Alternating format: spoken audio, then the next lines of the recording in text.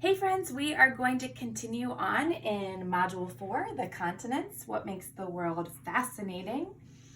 And our focusing question for all 8 of the first lessons in Module 4 is what interesting things can people do in Europe and Asia?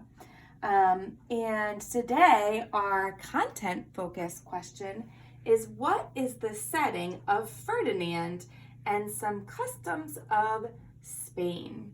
So we're going to take a look at this story together today. I'm going to go ahead and sit over here by my dry erase board. And you might be wondering, what are you talking about, Mrs. Morgan? I thought we were talking about Europe and Asia, and then you said Spain. Well, friends, Spain is actually in Europe. And so we can look closely at our world map, and you see here's the continent of Europe. And then if we zoomed the focus in closer to the continent of Europe, you would see all of these colorful places. These are the countries of Europe, and this is today we're going to talk about the country of Spain, where this book that we're going to read today takes place. And I'm excited to read this book. Hey, Finnercat! I'm excited to read this book today because this whole unit we've spent reading only informational text, not any fictional stories. And today we're going to read this fiction story.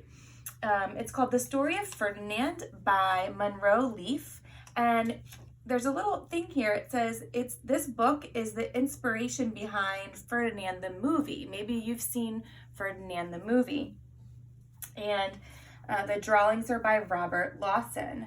Well, what do you think this text is going to be about? If the title is The Story of Ferdinand, and there is a picture of a bull here, what do you think the story is going to be about?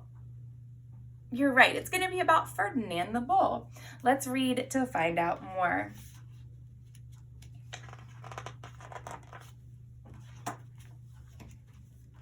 Once upon a time in Spain.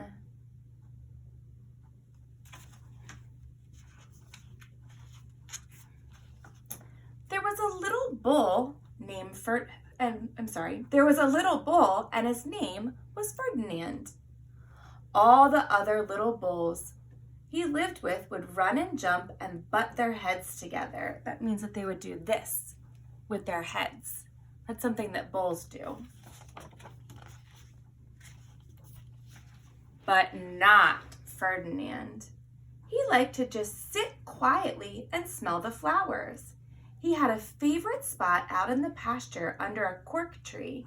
It was his favorite tree, and he would sit in its shade all day and smell the flowers. Here you can see Ferdinand sitting under the cork tree.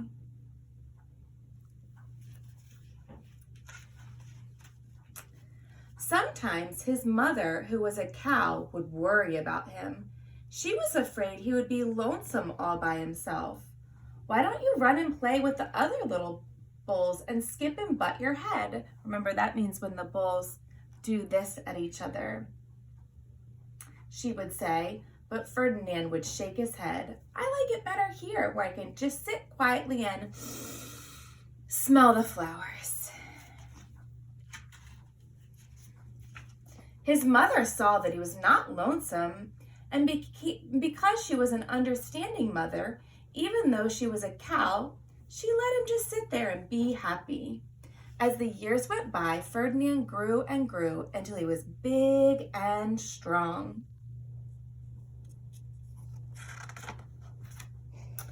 All the other bulls who had grown up with him in the same pasture would fight each other all day. They would butt each other and stick each other with their horns. What they wanted most of all was to be picked to fight at the bullfights in Madrid. Here they are looking at a poster of bullfights happening at a stadium in Madrid. So these guys want to fight.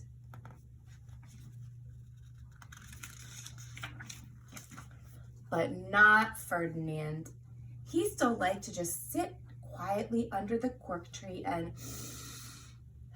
smell the flowers. One day, 5 men, 1, 2, 3, 4, 5, came in very funny hats to pick the biggest, fastest, roughest bull to fight in the bullfights of Madrid. Oh my goodness, friends, my cat is back here batting stuff around. All the other bulls ran around snorting and butting, leaping and jumping, so the men would think they were very strong and fierce and pick them. Ferdinand knew that they wouldn't pick him, so he didn't care. So he went out to his favorite cork tree to sit down. He didn't look where he was sitting, and instead of sitting on the nice cool grass in the shade, he sat on a bumblebee. Well, if you were a bumblebee and the bull sat on you, what would you do? You would sting him. And that is just what the bee did to Ferdinand. Uh-oh, bee stings hurt, friends. I wonder what will happen. Look at Ferdinand. Wow, did it hurt? Ferdinand jumped up with a snort.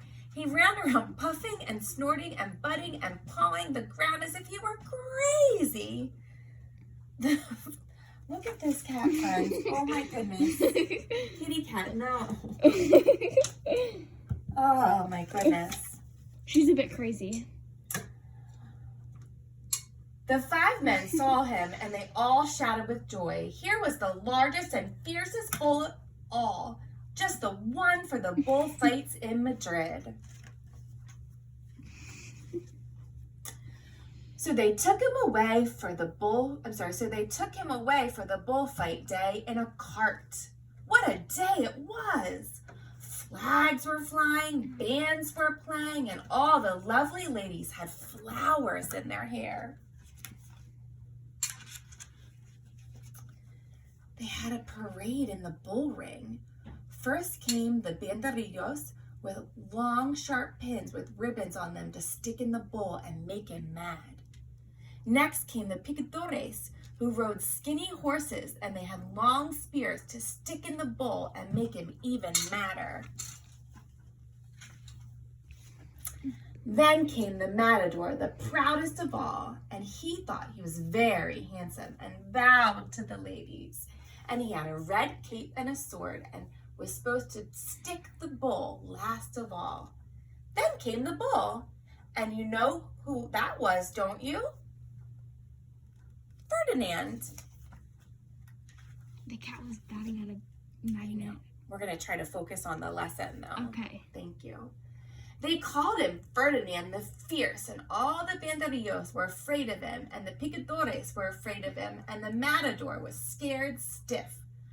Ferdinand ran to the middle of the ring, and everyone shouted and clapped because they thought he was going to fight fiercely and butt and snort and stick his horns around.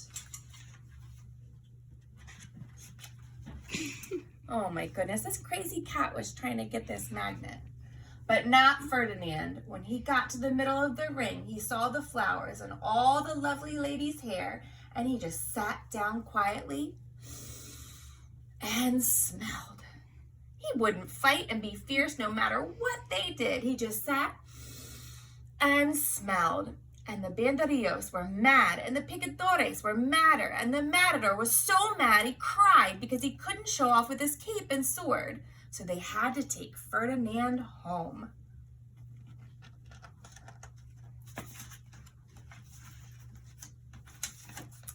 And for all I know, he is sitting there still under his favorite cork tree, smelling the flowers, just quietly, and he is very happy. The end. Friends, what was the setting of the story of Ferdinand? Where was it? You're right, it was in Madrid, Spain. This whole story took place in Spain. Who was the main character? You're right, it's Ferdinand. He was the main character of our stories. How was Ferdinand different than the other bulls? I know. He was different because he didn't want to fight. He just wanted to sit and smell the flowers. Do you have any questions about the text? Bring them to our live session today if you have any questions about our text. I can't wait to hear about what you're thinking about our text. All right, last thing, friends, I want to clear up maybe a vocabulary word that we weren't so sure about. Making sure that we understand the words in the story will help us understand stories even better. So I'm going to go back to this page where we learned that Ferdinand had a favorite spot out in the pasture under a cork tree. I wonder what the word pasture means. Let's read the text again and see if we can use the words and the illustration to help us understand. He liked to sit just quietly and smell the flowers. He had a favorite spot out in the pasture under a cork tree. It was his favorite tree, and he would sit in its shade all day and smell the flowers. So here is Mr. Ferdinand. He is outside. They said he's in a pasture, and I see in the pasture is grassy land with flowers. So maybe a pasture means land covered with grass and flowers, since this is Ferdinand's favorite spot. So looking more closely at the word and illustration helped us understand our vocabulary in Ferdinand a little bit better. We'll revisit this book throughout this module. Thank you for reading along with me, and for my silly cat who just wanted to be part of the show. See you later.